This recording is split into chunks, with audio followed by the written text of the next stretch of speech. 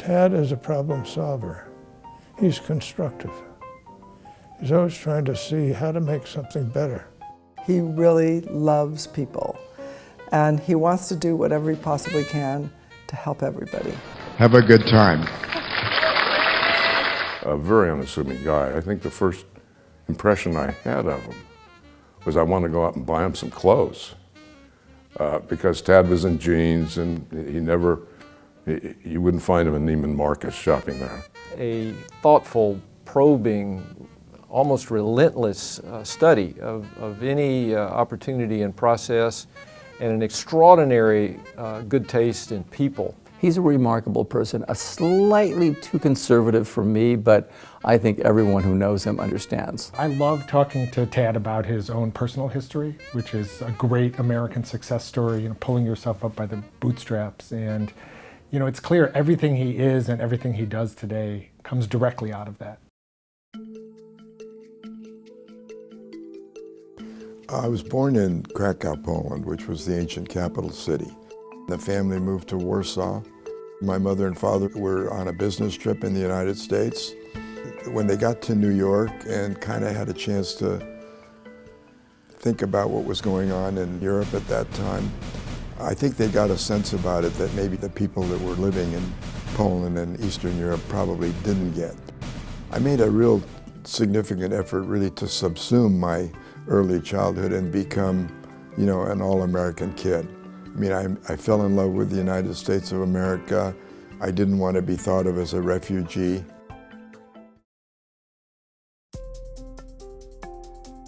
My father asked me when I was about 17 about college. He said, "You thought about college?" I said, "Yeah, I'm going to UCLA." He says, "You're going to Stanford?" And I said, "Yes, sir," because that's the way it was. I was in a European authoritarian household. I think what Stanford does is they really work very hard at making a complete person. There's so many things in life that are reflexive, and a lot of those things that I think about or try to think about really probably came to me from my Stanford days. He had this large piece of land in Sacramento that he was telling me about in 2006. And as the breakfast evolved, he said to me, "Boy, this is getting a little bit pricey. Maybe I ought to sell the whole thing."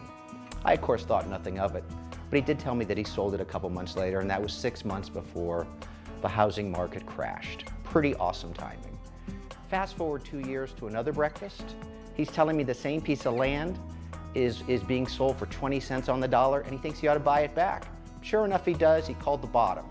Pretty good round trip on one large property. I think my first real entree into the big time in terms of being able to deal at levels that I'd never really experienced before was when Joe and Stephanie Corrett engaged me to essentially manage their wealth.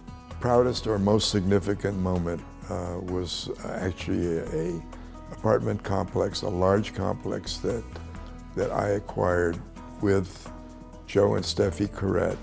The foundation had about an 80% interest in that property.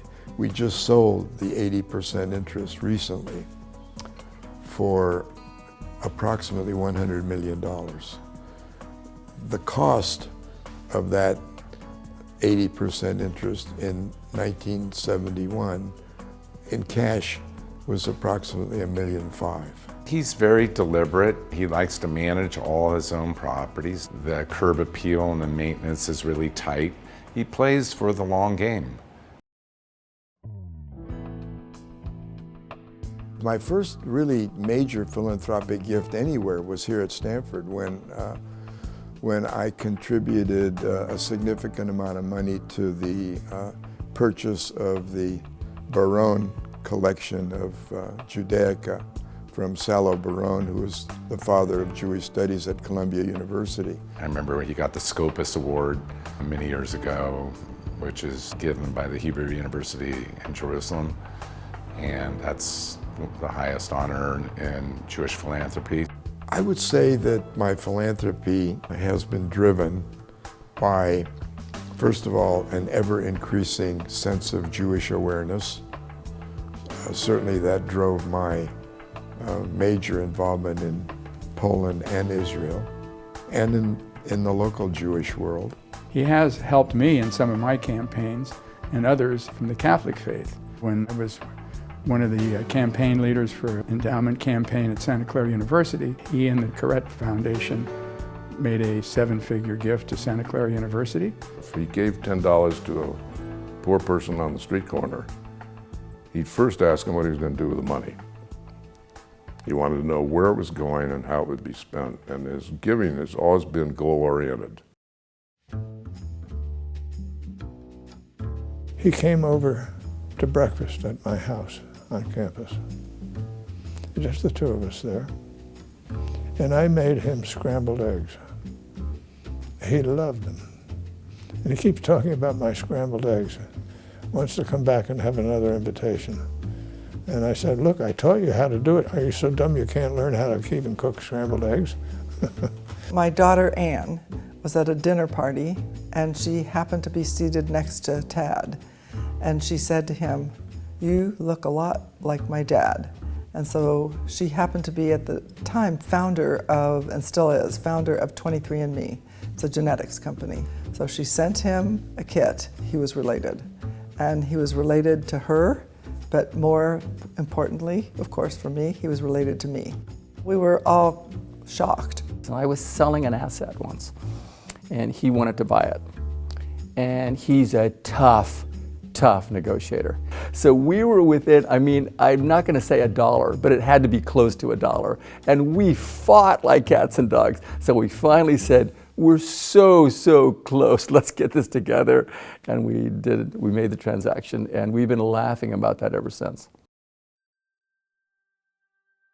You really can't put your finger on a single legacy, because the thing about Tad is he's had such a big imprint. I mean, at Stanford, so many things. It's not just seeing the Taube Corrett signs in different places, but knowing what's behind them, whether it's Hoover or Hillel or the tennis courts or the law school.